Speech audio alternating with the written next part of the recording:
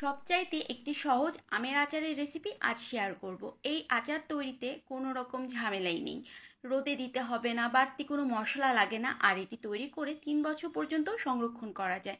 তো চলুন দেখে নেওয়া যাক। প্রথমে আম ছুলে নিচ্ছি।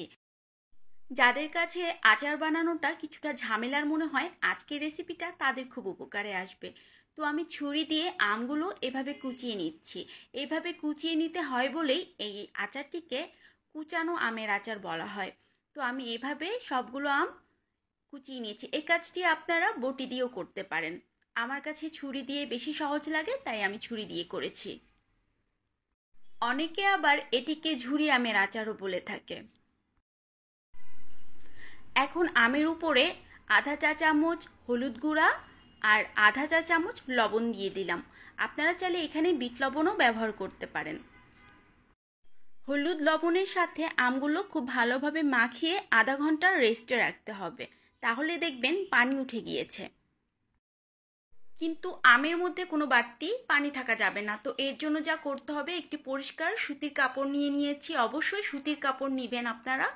আর এই যে আম সুতির কাপড়ের উপর রাখছি, তারপর মোল্ড করে নিব এবং যখন কাপড়টা এইভাবে চিপড়াবো তখন এই যে আমের মধ্যে যে পানিগুলো আছে সব পড়ে যাবে। এই তো খুব ভালোভাবে চিপড়ে নিয়েছি, যা পানি আছে সব পড়ে গিয়েছে। এখন একটি বাটির মধ্যে আমগুলো রাখবো।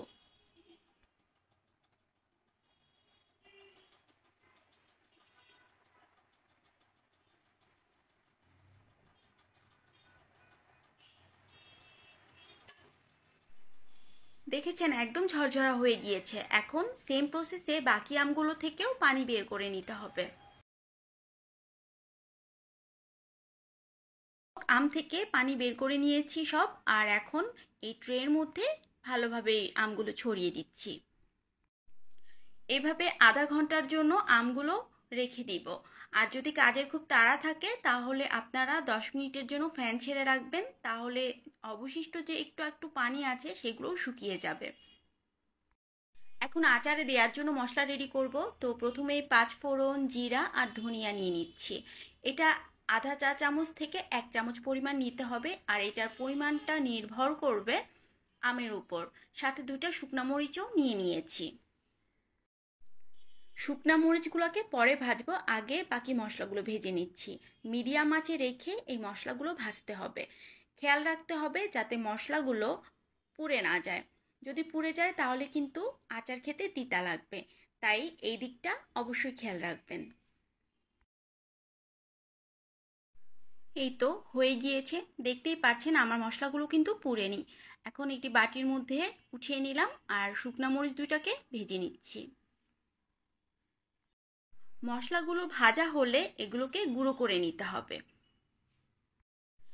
এখন আচার তৈরি করব। তো দিয়ে দিলাম 1 কাপ পরিমাণ চিনি। চিনি আমের টক বা মিষ্টির উপর ডিপেন্ড করে দিতে হবে। আর 1 টেবিল চামচের মতো পানিও দিয়ে দিলাম। অল্প পানি দিতে হবে, খুব বেশি পানি দেওয়ার দরকার নেই। চুলার আঁচ মিডিয়ামে রেখে এই কাজটি করতে হবে। খুব সুন্দর একটি কালার চলে এসেছে, তো আমি একটু নেড়ে দিচ্ছি। চিনি যখন গলে যাবে ঠিক ওই পর্যায়ে সিরকা অ্যাড করতে হবে। 1 টেবিল চামচ সিরকা অ্যাড করে দিলাম। খুব ভালোভাবে মিক্সড করে নিব। তারপর দিয়ে দিলাম 1 টেবিল চামচ পরিমাণ সরিষা বাটা। সরিষা 1 ঘন্টা আগে ভিজিয়ে রেখেছিলাম। যখন একটু নরম হয়েছে তারপর পাটায় বেটে এখন চিনির সাথে দিয়ে দিলাম। আপনারা এই কাজটি ব্লেন্ড করেও দিতে পারেন। সরিষা বাটা দেওয়ার ট্রাই করবেন, তাহলে দেখবেন আচারটা আরও বেশি মজার হবে। অনেকে সরিষা বাটা দেয় না, কিন্তু আমার কাছে আমি দেখেছি দিলে একটা বাড়তি টেস্ট আসে। যখন এরকম মাখো মাখো পর্যায়ে চলে আসবে তখন আমগুলো অ্যাড করে দিতে হবে। চুলার আঁচ কিন্তু মিডিয়াম পর্যায়ে আছে, বাড়ানো যাবে না, বাড়ালে পুড়ে যেতে পারে। মিডিয়াম পর্যায়ে রেখে আমগুলোর সাথে চিনি তারপর সরিষা বাটা সবগুলো মিক্সড করে নিচ্ছি।